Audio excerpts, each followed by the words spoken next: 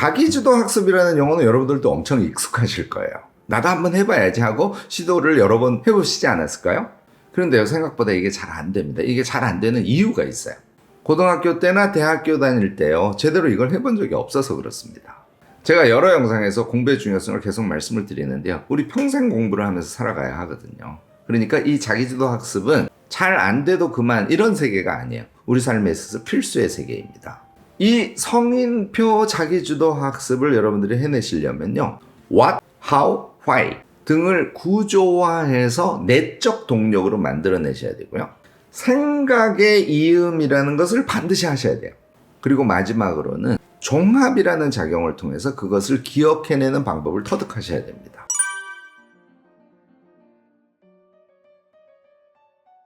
안녕하세요. 무엇이든 세 가지로 가르쳐드리는 명지대 교수 김익환입니다.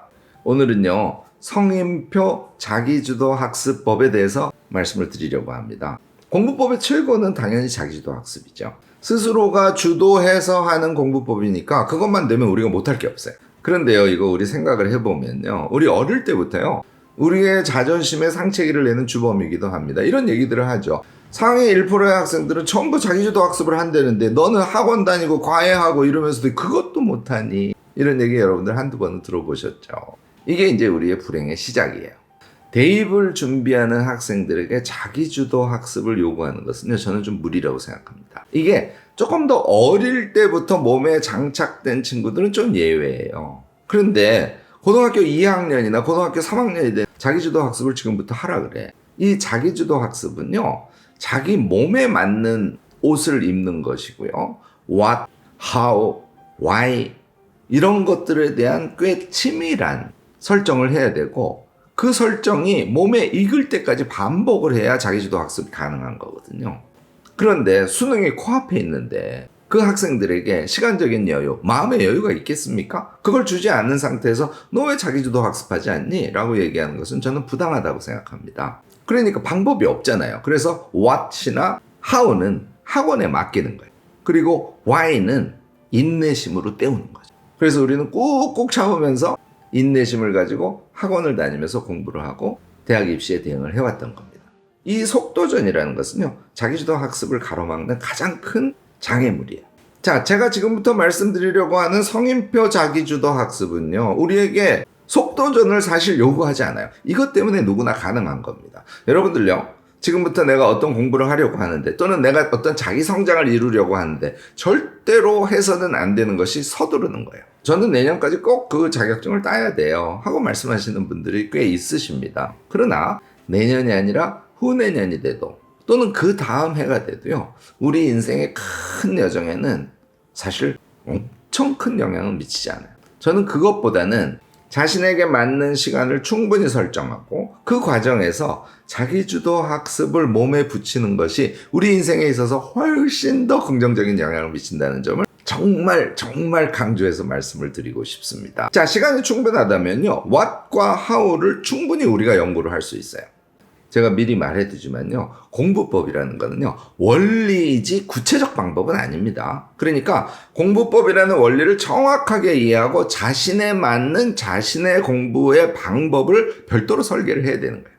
원리를 여러분들이 아시게 되지 않습니까? 구체적인 방법, 다시 말해서 공부의 스킬을 설계하고 실행하는 것은 사실 그렇게 어렵지 않습니다.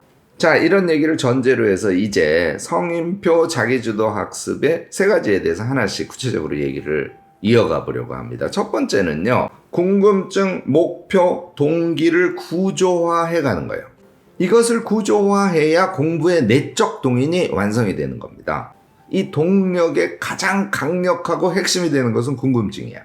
What은요, 내가 뭘 모르지? 하는 것을 아는 것에서 출발하는 세계입니다. 이런 걸 우리가 메타인지라는 용어를 써서 말하기도 하죠. 공부 잘하는 친구들이 공통적으로 갖고 있는 특징? 메타인지 능력이 엄청 좋다는 거 아닙니까? 내가 뭘 모르는지를 알아야 구체적인 궁금증이 유발될 거잖아요. 우리가 어떤 공부의 목적과 목표를 설계했다고 하면요, 거기에는 알아야 되는 지식들이 쭉 나열이 될 것이고, 그 중에 내가 무엇을 모르는지를 정확하게 알아야 무엇을 공부할지, 즉 와세 설계가 구체적으로 가능해지는 것이죠. 당연히 이 와세 설계가 구체적이면 구체적일수록 공부에 대한 집중도, 효율, 성과 이 모든 것이 좋아지기 마련이랍니다. how는요, what의 종류에 따라서 정말 무수하게, 정말 다양하게 설정될 수 있어요.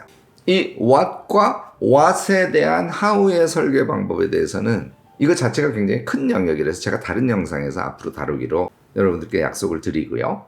이 what과 how의 설계가 우리의 성인표 자기주도 학습 방법의 핵심이 된다는 것. 그것은 여러분들이 꼭 기억을 해주셨으면 좋겠습니다. 두 번째 자기주도 학습을 할 때 꼭 필요한 능력이 생각의 이음이라는 세계예요. 생각의 이음은요. 이 생각의 이음을 하면은 지식을 습득하는 곡선이 이렇게 가파르게 올라가요. 여러분들이 이걸 달성하지 않으면 사실은 공부를 열심히 하고도 성과를 배가시키는 데는 실패하기 마련입니다. 우리가 자기주도 학습을 할 때 제일 큰 위험 요소가 그것을 지속하는 힘을 잃어버리는 거잖아요. 공부를 시작했는데 걔를 쭉 이어가지 못하고 조금 하다가 말아버리고 조금 하다가 말아버리고 그리고는 공부하는 세계 그 자체를 완전히 잊어버리기조차 합니다. 그럼 공부랑 멀어지는 것이죠. 이것을 막아주는 정말 좋은 수단이 생각의 이음이라는 것인데요. 예를 들어서 이런 거예요. 아, 이런 거구나. 자, 그러면 그 다음에 뭐가 나오겠지? 이게 생각의 이음의 한 유형이에요. 지금까지 풀어본 것들은 이러이러한 것들이구나. 이거는 지나간 것을 생각의 이음으로 이어보는 것이죠. 그러니까 그 다음 단원에는 이러이러한 것들이 나오겠네. 잘 생각이 안 나네. 그럼 살짝 떠들쳐보고 이런 것들이 그 다음에 나오는구나. 내가 여태까지 해왔던 것과 앞으로 할 것을 생각으로 이어주는 힘입니다. 이 생각의 이음은요, 우리의 공부의 지속감을 유지해주고요, 궁금증을 더 배가시켜주는 그런 장점이 있어요. 이 생각의 이음은요, 세 가지의 두뇌 활동으로 구성되어 있다는 것도 여러분들이 알아주시면 도움이 많이 될 것 같습니다. 하나는요, 공부를 끝냈을 때 그 앞에 한 것을 되뇌이는 그런 두뇌 활동이에요. 두 번째는요, 쉬었다가 공부를 시작할 때 앞 시간에 공부한 것들을 쭉 되뇌이고 그 다음으로 이어가는 그런 두뇌 활동입니다. 세 번째는요, 공부를 하지 않을 때, 쉴 때라든지 공부가 끝났을 때라든지 자신이 공부한 전체를 쭉 생각으로 이어보는 거예요. 정말 안타깝게 생각하는 게 이것을 거의 대부분의 사람이 하지 않는다는 겁니다. 공부를 집중적으로 하는데요, 공부가 끝나면요, 그냥 완전히 그동안 공부한 것들을 머리에서 비워버리는 거예요. 그러면 지식의 축적이 이런 상승 곡선을 그리는 게 불가능해지죠. 그래서 제가 사실 생각을 중간중간 해주는 거는 습관이 되면 그렇게 어렵지 않거든요. 이게 습관이 안 되니까 이해를 안 해서 공부는 열심히 하는데 머릿속에 남아있는 것이 너무 없는 거예요. 기억이 나지 않는 거죠. 이 생각의 이음을 반복해주는 것은 우리가 공부한 것을 그냥 뇌에 남긴다는 느낌보다는요, 저는 이렇게 세포, 피부에 그 지식을 남기는 그런 느낌을 받아요. 제가 굉장히 적극적으로 하는 게 바로 이 생각의 이음입니다. 저는 무엇을 읽지 않습니까? 제가 순간의 생각이라는 것도 다른 영상에서 말씀을 드렸죠. 꼭 생각을 해봅니다. 머리를 돌려보는 것이죠. 또 다음을 읽지 않습니까? 앞에 뭐였지? 하고 생각을 해주고 다음 읽을 것을 연상해주고 이렇게 하는 것이 몸에 완전히 배어 있습니다. 자, 시간 단위로 계획을 잡아서 공부를 제가 하고 있어요. 45분 공부를 했습니다. 공부를 끝낼 때 적어도 1분에서 3분 정도는 내가 공부한 것 전체를 쭉 되뇌어 봅니다. 생각의 이음의 한 유형이죠. 자, 15분 쉬었어요. 다음 공부를 시작할 때 이전에 공부했던 걸 쭉 머릿속에 이어보고 그 다음에 다음 공부할 것에 목차를 보면서 내가 여기까지 알았는데 그 다음에는 이 내용이군 하고 생각을 이어주는 거예요. 두 번째 뇌 활동이죠. 그 다음 쉬는 시간이 됐어요. 쉬는 시간에 두 텀 동안 내가 공부한 것들을 머릿속으로 계속 되뇌어 봅니다. 음악을 들으면서도 여러분들 충분히 되뇌일 수 있어요. 산책을 하면서도 되뇌일 수 있습니다. 이게요, 욕심이 나서는 아니에요. 저는 그게 몸에 붙어서 머릿속에서 자동으로 그런 행위가 이루어지는 것이죠. 여러분들도 그 세계에 꼭 도달하셨으면 좋겠습니다. 이것이요, 성인표 자기주도 학습을 할 때 지속성을 유지해주고 효과성을 높여주는 아주 핵심이 되는 방법이라는 거 여러분들 꼭 잊지 마시고 실행을 해보셨으면 합니다. 쉽지만 어려운 이 경지에 여러분들이 습관을 통해서 도달하시지 않습니까? 여러분들은요, 비교적 쉽게 몰입이라는 세계도 경험하실 수 있게 될 겁니다. 세 번째가 종합이에요. 이거 영어로는 synthesis라고 해서 철학적으로도 굉장히 자주 사용되는 용어죠. 이것은 말하자면 자기주도 학습의 결절점 같은 그런 것이라고 저는 생각합니다. 이 종합이라는 거는요, 뭐 논문을 한 편 다 읽었다든지 책을 한 3챕터 읽었다든지 요런 타임에 해주는 두뇌 활동이에요. 그러니까 머릿속으로 종합적으로 정리해서 뭐 그것을 노트해 본다든지 글을 써 본다든지 이런 행위를 우리가 종합이라고 칭합니다. 이 종합은요, 제가 공부법에서 계속 강조하는 자기화라는 단어 있지 않습니까? 가장 사이즈가 큰 자기화의 과정이라고 생각하시면 쉽게 이해가 가실 겁니다. 큰 사이즈의 자기화를 하지 않습니까? 그러면 우리가 궁금증 등을 통해서 작은 단위로 얻게 된 지식들이 서로 융합되고 자기식의 어떤 서사로 묶여가면서요, 완전한 자기 지식이 되어버려요. 이거 철학에서도 자주 쓰이는 용어라고 그랬지 않습니까? 현상학에서는요, 이 종합을 능동적 종합과 수동적 종합으로 나눠서 설명합니다.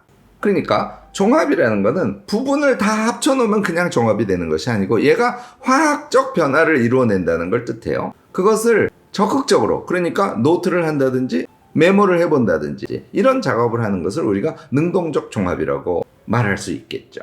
이런 능동적 종합의 작업을 반복적으로 하게 되면 그것이 제가 아까 말한 대로 피부에 또는 세포에 녹아들어 있어서 무엇인가를 할 때 무의식적으로 그 종합의 결과가 발현되는, 이것을 우리가 수동적 종합이라고 그래요. 자, 우리가 메모한 것을 토대로 해서 그것을 정리하는 노트를 하지 않습니까? 능동적 종합을 아주 쉽게 경험하실 수 있게 될 겁니다. 이거 시간 너무 많이 들어서 안 할래요? 아닙니다. 능동적 종합 행위를 해야 그것이 오랫동안 장기 기억 속에 차곡차곡 쌓여서 무엇인가 필요할 때 그것이 장기 기억에서 단기 기억으로 푹 하고 튀어오르는 것을 여러분들이 경험하실 수 있게 되는 거죠. 이 노트 정리 방식은요, 우리에게 생각의 이음 그리고 종합을 좀 더 쉽게 실행해 볼 수 있도록 하는 굉장히 좋은 도구라는 걸 여러분들이 잊지 않으셨으면 좋겠습니다. 오늘 제가 말씀드린 성인표 자기주도 학습은요, 우리의 성공을 보장하는 공부법의 핵심입니다. 강한 공부의 동기와 세세한 궁금증을 가지고 무엇을 어떻게 공부할지에 대해서 상세히 기획하신 다음에 적절한 시간을 짜서 공부를 실행하시되 생각의 이음과 종합이라는 최상의 툴을 이용해서 여러분들 자기주도 학습에 도달하시기 바랍니다. 이렇게 하시고 이게 몸에 붙으시지 않습니까? 그다지 힘들이지 않고 자연스럽게 여러분들은 공부를 이어가실 수 있는 사람이 되실 겁니다. 자기주도 학습 엄청 우리 얘기를 많이 하죠. 여러분들도 노하우 갖고 계실 가능성이 높고요. 또는 자기주도 학습에 대한 경험 같은 걸 갖고 계실 겁니다. 적극적으로 댓글로 지혜 나눔 부탁드리고요. 오늘 제 영상이 유익하셨다면 좋아요, 구독, 알림 설정까지 부탁드리겠습니다.